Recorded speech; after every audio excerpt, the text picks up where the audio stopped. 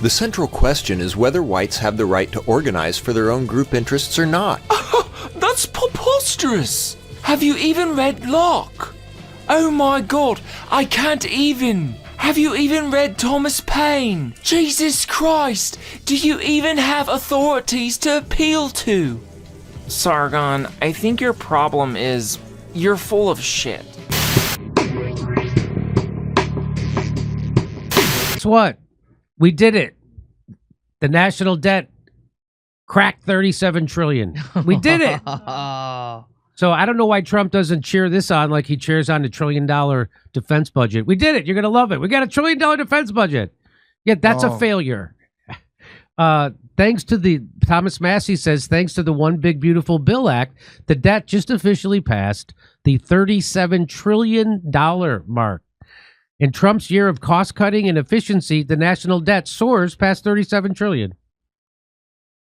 President Trump has plenty of ideas about how he'll address national debt. He'll pay it down through tariffs or offset some of the borrowing thanks to proceeds from his Golden Visa program. He's also said he'll rebalance the debt to GDP ratio by growing the economy and would reduce the need for as much borrowing thanks to initiatives like the Department of Government Efficiency, DOGE. And while no economist will expect the White House to turn around national debt overnight, they also might have hoped for some more robust policies on the issue. This is from Fortune magazine. This is from Fortune magazine saying this. This month, America's national debt surpassed 37 trillion, a record milestone that the Committee for a Responsible Federal Budget had previously believed would be hit by 2030. So we did it even sooner. Yay, we did it. We came in under the time frame. They said this wouldn't happen until 2030. We did it in 2025. But one pandemic later, the gargantuan spending the government undertook to steer the economy through the crisis is making its mark. Uncle Sam is adding $1 trillion more to the debt burden every 5 months. During a time of economic growth, it is highly irresponsible to run deficits this large. At this pace, we will run through the recent $5 trillion debt limit increase, the largest in history, in just 2 years. We are no longer in a great recession or a global pandemic, but our fiscal policy keeps acting like we are, said a smarty pants guy. As our debt continues to rise, at some point the financial markets will lose confidence in our ability to overcome the politics to solve this problem. International lenders are watching, and all 3 rating agencies have now downgraded the United States credit. The question is, how many more trillions will we add before we decide to stop? Despite today's unfortunate milestone, it is not too late to act. We should reform our budget before the damage is made even worse. Policymakers have many well-known options to stabilize our debt and put us on a stronger path for the next generation. One of them would be you got to cut the Pentagon budget by at least half. So that would get you $5 trillion in savings in 10 years. $5 trillion would be cut from our budget deficit if all we had to do was cut the Pentagon budget in half. Yeah, we don't want that. What we want is to crash the country. Yep. I told you, America should be a podcast. It shouldn't even be a country. The goal is the New World Order was about a one world government. I don't know why people think when they show you Star Trek, what is it? Earth is a government. They want that, and we're going to that no matter what. And they've been saying it to you over and over again, 20 different ways. The White House deputy press secretary countered Fortune magazine by saying America's debt to GDP ratio has actually declined since President Trump took office. And as the administration's pro-growth policies of tax cuts, rapid deregulation, more efficient government spending, and fair trade deals continue taking effect and America's economic resurgence accelerates, the ratio will continue trending in the right direction. That's on top of the record revenue that President Trump's tariff policies are bringing in for the federal government. Peterson isn't alone in his concern. Over the past few years, alarm bells are increasingly being rung by some. I mean, it's just, I get that this guy has to do this. He's a press secretary. He has to say that stuff. Mm-hmm. He has to say, no, it's actually good. Everything's great. No, I know. It's great. The Gaza genocide's good. That's like telling a carjacking victim, no, crime is down. How much can they do this to you in front of your dumb face before you understand where you live? So over the past few years, alarm bells are increasingly being rung by some of the most notable names in finance and economics. J.P. Morgan Chase CEO Jamie Dimon believes it's the most predictable crisis in history. Ray Dalio believes it will trigger an economic heart attack. And the usually neutral Jerome Powell says it's past time for an adult conversation about the issue. Thus far, the White House cost-cutting and revenue-raising initiatives haven't been without success. At the time of writing, Doge's savings calculator claims to have axed $202 billion from the government's bottom line. Yeah, but they didn't actually cut that money from the government's spending. They actually just took that spending and folded it into the Pentagon and exploded the Pentagon budget by $200 billion. So there's no savings from Doge. This bullshit story that I keep bumping into, people say, no, there were Doge cuts. They didn't cut the actual spending.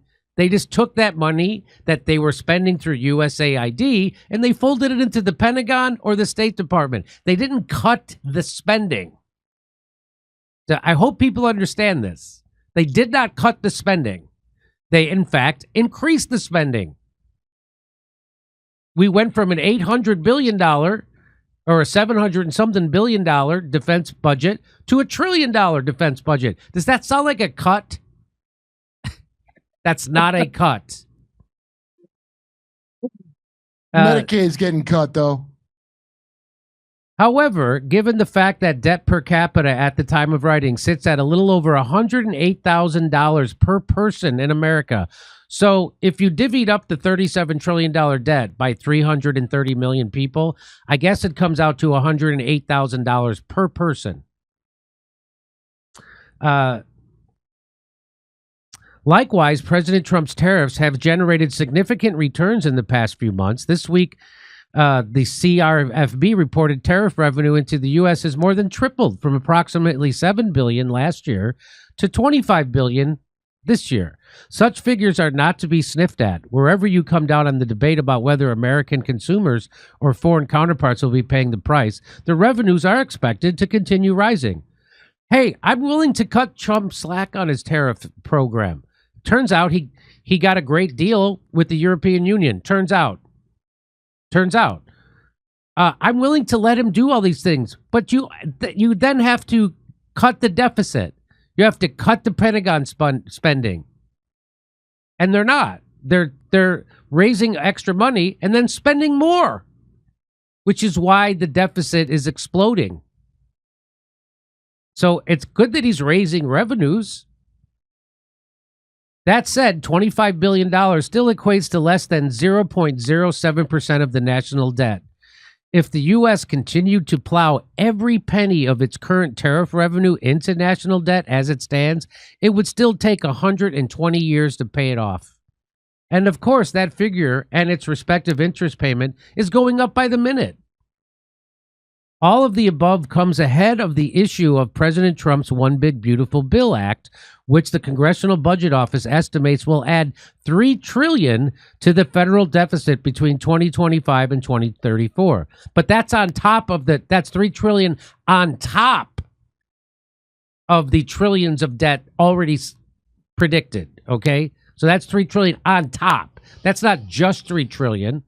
We're adding $1 trillion to the deficit every 5 months. Yeah. I better switch to that global digital currency when it comes out, right? So that's $3 trillion on top. So Fortune magazine is giving a very generous article to Donald Trump here. This is very generous. The White House counters that the act will rebalance the all-important debt to GDP ratio, which is the fundamental concern of economists. The ratio is key because it signals to foreign investors whether the growth and size of America's economy is enough to balance its debts. If the ratio falls too out of balance, foreign buyers of American debt may fear they won't receive their returns or demand higher interest rates to offset the risk. The government can take action on either side of the ratio to rebalance the books. It can either increase growth to bring down the disparity or cut spending to reduce the debt. Never going to cut spending. As long as global trade is not interrupted, right? Yes. The current ratio is at 121%. The St. Louis Fed reported. That's down from The fourth quarter of 2024 was at 122%. And the White House insists this will fall further to 94% because of the big, beautiful bill will generate economic activity. President Trump is supersizing hardworking Americans' paychecks and restoring fiscal sanity, helping solve our debt crisis for the long run. I don't know about that supersizing people's paychecks. I'd like to see where that's happening. So, as compared to before, they always do the same thing. Yeah. It's an outrage that they walk back, not all the way, but we still progress to you getting fucked no matter what. The U.S. total debt has officially crossed 37 trillion for the first time in history. That puts the total U.S. debt up plus $780 billion since the debt ceiling was raised following the signing of the Big Beautiful Bill Act on July 4th. So they've already added almost $1 trillion since they signed the bill to the debt. Yeah. They've added $750 billion to the debt since they signed the Big Beautiful Bill. Wonderful. Well, we're going to have to conquer space to pay this debt. This equates to an average rise of $22 billion per day in the debt. Last week alone, the government sold $724 billion in treasuries through 10 auctions. The U.S. debt crisis is worse than ever. Breaking: national debt just hit 37 trillion. Not just a number, but a bill our kids can't afford to pay. That's from Representative Nancy Mace.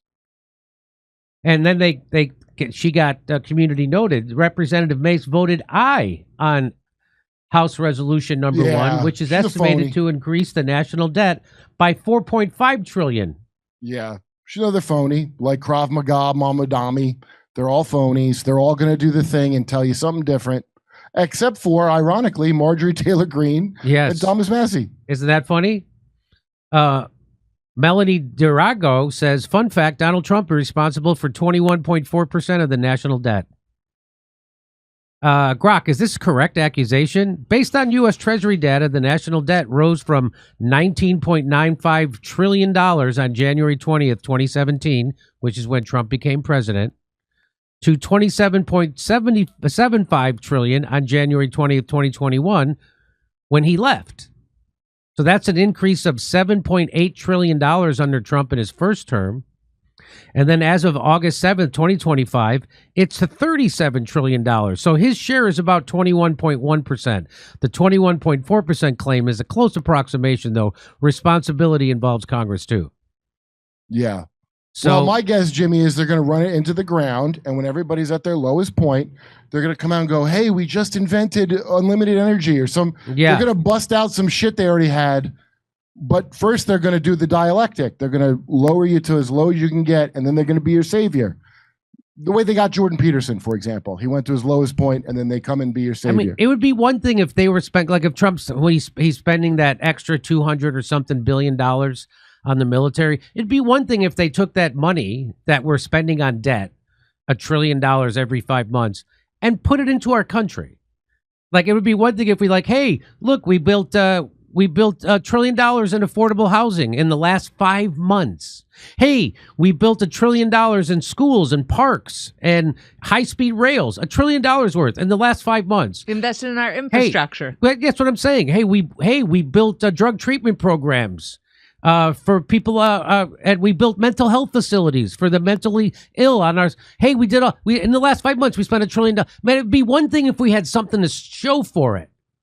Yeah. But we don't have anything to show for it because the money that the government is spending goes right into the pocket of the military industrial complex and Wall Street, big pharma. It doesn't go into the pockets of working Americans, which is what FDR did. When FDR exploded the deficit, he took the money he was spending and gave it to people. He put money in their pockets. So then they went and spent that money, and that reinvigorated the economy. That's the story I've been told by history. Well, that and a war. And a war. False flagged us into. That is just that. They're all part of the global thing. But it'd be one thing if they were spending this money on our country. They're not. They're spending this money and putting it in the pockets of a handful of billionaires.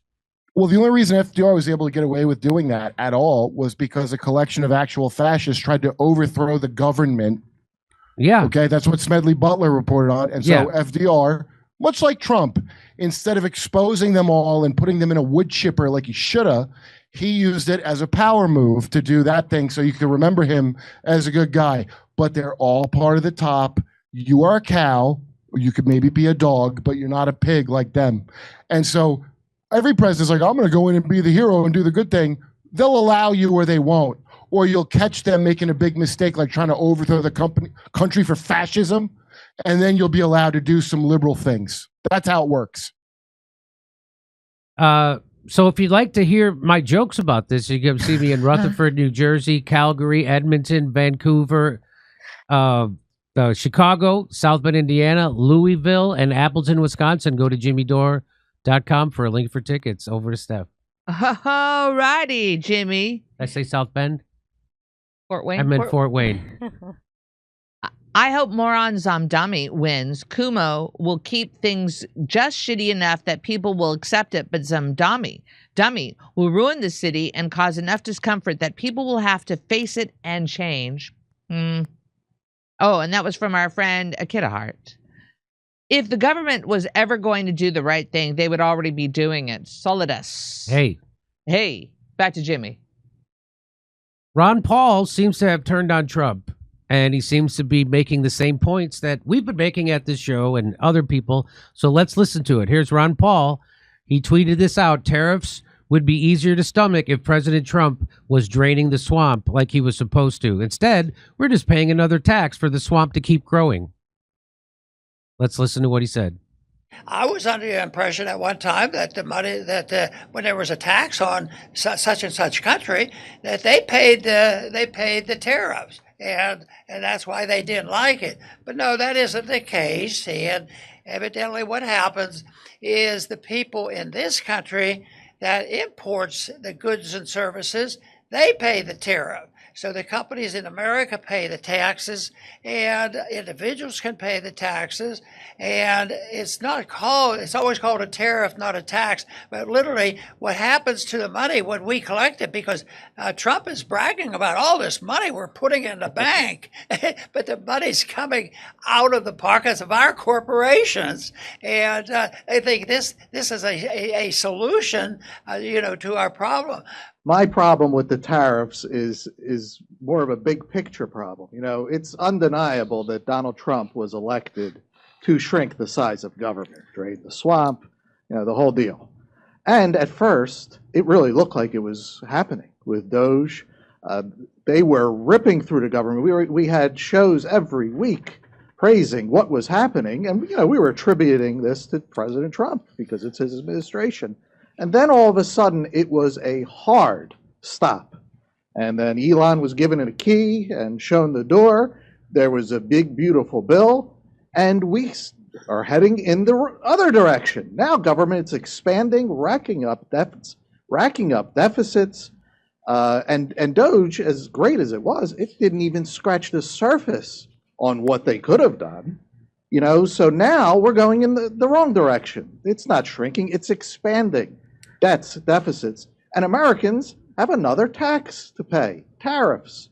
On top of the million other taxes that we pay, we have tariffs. Now, if President Trump kept with the way it was going and shrinking the state, tariffs would be more palatable. We could swallow it, with and swallow our pride, even if you're against the tariffs. But it's not. It's not. He just added another tariff, and like you said, Dr. Paul, the Americans are paying it, and he's bragging about all the money that's coming in. Yeah, he's taking our tax money. That's nothing to brag about. That's not what we wanted. So, wrong direction, and we're not fans of tariffs, but if he was going in the right direction, we could at least, stomach a little bit. So that's Ron Paul falling off the Trump wagon, saying that he's doing the exact opposite. He's expanding government, which he is. And, he's supposed to come in and make government smaller. It's bigger government, and it's authoritarian. And you're not supposed... Make Israel greater again. That's Vega. right. Yeah. So that's wild to see. I mean, what he said tariffs would be easier to stomach if President Trump was draining the swamp like he was supposed to. Instead, we're just paying for another tax for the swamp to keep growing. There's more than one faction of swamp. And swamp was a bad metaphor because the swamps are actually vital to the ecosystem. Yeah. This is not something vital to the ecosystem. Okay, this doesn't purify our water. It actually poisons your water. Can you look up what was the Pentagon budget for 2024-25? What was it? Let's see. Let me ask Siri. Not enough. That's all I know, Jimmy. What was the Pentagon budget for 2024? You're not going to tell me? I have $886.3 billion for 2024. The U.S. Defense. I have from Grok $816.7 billion, which is close. Oh, pretty close. Why don't they have the same answer? That's weird, but and of course they won't tell you.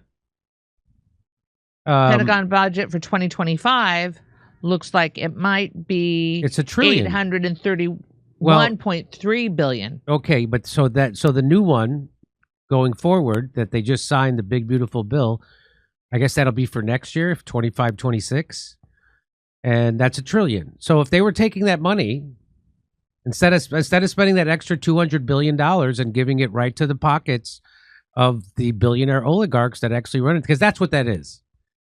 Imagine if they took that $200 billion and spent it in the top 100 cities in America, got $2 billion to build housing, clean up homelessness, build parks, schools, libraries, drug treatment facilities. $2 billion to the top 100 cities. Imagine if they did that. We could have nice things, but it just shows you that your vote doesn't count because the people who are actually running the country are doing what all oligarchies do is they drain the wealth from the country and put it in their pockets, and they don't care if the country collapses because they're billionaires. They don't care. They don't care. As George Carlin said 30 years ago, they don't give an F about you. They don't care. And they're coming for your Social Security. And they're going to get it. Okay. I mean, $1 trillion in debt every 5 months. Even the head of the Fed, Jerome Powell, is like, hey, we got to do something. And they're not doing anything. Trump is spending like a Democrat. Even Ron Paul's calling out. Okay. Over to Very Steph. Reagan-esque of him. Very Reagan-esque. Over to Steph.